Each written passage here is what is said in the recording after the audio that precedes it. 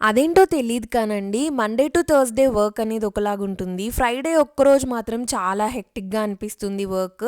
Weekend ఒస్తుందన్న సంతోషమో తెలీదు, లేకపోతే ఆ రోజు వర్క్ ఎక్కువ ఉంటుందో తెలీదు. మీలో ఎంతమందికైతే నాలాగా అనిపిస్తదో నాకైతే కమెంట్స్‌లో చెప్పండి. అలా ఒక ఫ్రైడే రోజు నాకైతే వర్క్ స్ట్రెస్ వల్ల బాగా ఆకలేసింది.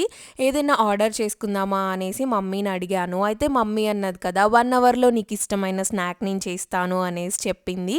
సో, నాకైతే ఇడ్లీ పిండితోటి బోండాలు వేసిచ్చింది మమ్మీ. ఏం లేదండి, మంచిగా ఒక కప్ మైదా వేసేసుకుంది ఇడ్లీ పిండిలో. చక్కగా కలిపేసుకొని 1 అవర్ పాటు అలా పక్కన పెట్టేసి, ఆనియన్, చిల్లీస్, కొద్దిగా వంట సోడా, అలాగే రుచికి తగినంత ఉప్పు కూడా వేసేసుకొని నాకైతే బోండాలు వేసిచ్చింది.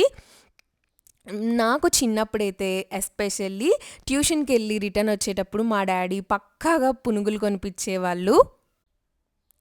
ఆ పునుగులు తినడానికే ట్యూషన్ ఎప్పుడెప్పుడు అయిపోతుందా అనేసి నేను, మా తమ్ముడు అయితే వెయిట్ చేసేవాళ్ళం. ఎన్ని పునుగుల షాపులున్నా కానీ నాకు ఆ స్పెషల్ అమ్మమ్మ పునుగులైతేనే భలే నచ్చుతాయండి.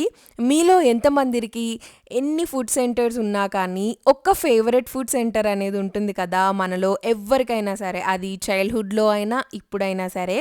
మరి మీలో ఎంతమందికి ఫేవరెట్ ఫుడ్ సెంటర్స్ ఉన్నాయి? అదెక్కడుందో నాకైతే కమెంట్స్‌లో చెప్పండి. నేనైతే వేడి వేడి పునుగుల్ని, బండి స్టైల్‌లోనే టొమాటో చట్నీ కూడా చేసేసింది మమ్మీ. ఇంక నాకైతే ప్లేట్‌లో పెట్టిచ్చింది. కుమ్మేయడమే అనమాట పునుగుల్ని.